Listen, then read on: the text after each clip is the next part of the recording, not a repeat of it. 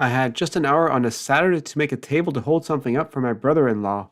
Now, I didn't actually film this, so I'm just using footage from my time-lapse camera mounted to the ceiling.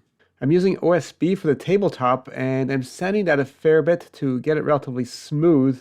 And just clamp it to my table saw to hold it in place, sanding it on both sides. Then taking it to the bandsaw to cut the corners round, and then sanding a slight bevel around all the edges. And I have to reclamp it for each side because I'm just using the table saw as my table for that sort of thing. OSB is kind of rough, but if you sand it a lot, it ends up quite nice. Although this piece of OSB seems to be rather splintery, so I had to sand it quite a lot. And then I'm cleaning up just using the hose connected to my big dust collector. I'm using 2 old table legs from another piece of furniture, and I'm just trying to figure out how long the apron rail between those needs to be. And I'm cutting those from a piece of 2x6 using the length I just worked out.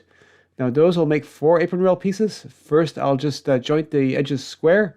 Then I'm taking it to the bandsaw in the other room, which I mostly use for electronics, and I resaw those pieces down the middle. I'm using some of these corner brackets to hold the legs on there that came from an old table, and those need a slot near the end of those apron rails, so I'm just cutting a slot near the end of each of those pieces on my table saw sled. Then doing a test fit of all that with the legs, just trying to clamp that together. And the way the mounting bolts on those are, actually I realized that maybe if I cut a bit off the top of the legs, that'll fit better. So I just put a stop on there with a clamp on the table saw sled and cut those to length, and then I put it back together again. Now the problem with those brackets is they don't actually pull the apron rails inwards, so if for some reason they get pulled outwards, they'll just pop out. So I need to attach those apron rails to each other. And I'm using this long, narrow piece of plywood for this. I'm cutting some pieces with 45 degrees on the ends. And I'm just screwing those onto the bottom, first drilling some pilot holes, and then screwing them onto the corners. And that'll effectively keep the apron rails from popping out. For the top, I'll just screw it to the tabletop later. With those pieces attached to the bottom, I'm comfortable that it won't pop apart when I lift it.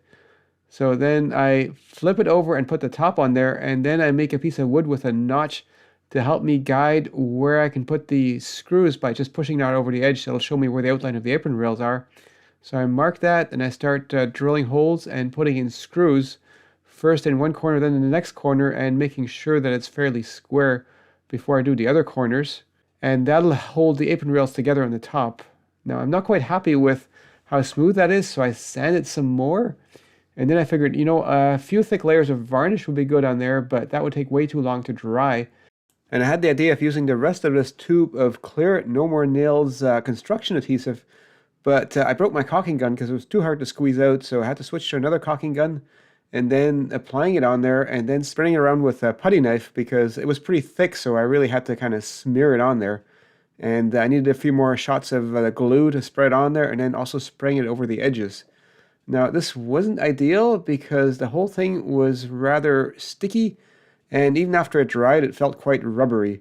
So it's not as good as a varnish, although it could be a very useful non-slip surface, for instance, for the table of a panther router or a tenon jig. Now, that large an area of construction adhesive got rather smelly, so I moved it to the garage and set up an infrared heater to warm it up so that it could dry faster because my brother-in-law was coming to pick that table up that very same day.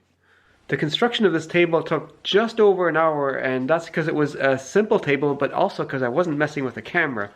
Not that this is a good way to film it, it was just an experiment. And this was filmed with my time-lapse camera up on the ceiling, and this one is on a mount that can rotate, and it tries to follow the action based on analyzing the images. And that rotation is actually controlled by a Python script running on a Raspberry Pi. It looks at the output from my image comp program, which does the time lapses and figures out where it should aim.